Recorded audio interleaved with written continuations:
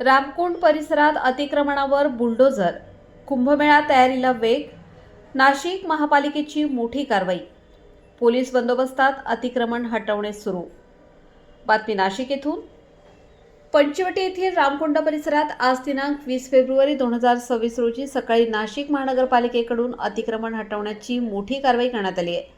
आगामी सिंहस्थ कुंभमेळ्याच्या पार्श्वभूमीवर ही कारवाई हाती घेण्यात आली असून परिसर मोकळा करण्यासाठी प्रशासनाने कडक पावले उचलली आहेत।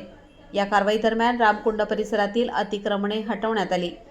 विशेषतः पांडे मिठाई दुकानावर जेसीबीच्या सहाय्याने कारवाई करण्यात आल्याचे दिसून आले। नाशिक महानगरपालिकेच्या मनीषा खत्री यांच्या मार्गदर्शनाखाली ही मोहीम राबवण्यात आली।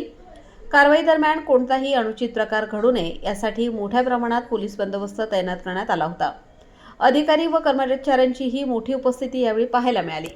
सिंहस्थ कुंभमेळ्याच्या कामांना गती देण्यासाठी रामकुंड परिसरात अतिक्रमणमुक्त करण्याचा प्रशासनाचा प्रयत्न असून पुढील काही दिवसातही अशी कारवाई सुरू राहणार असल्याची शक्यता आहे।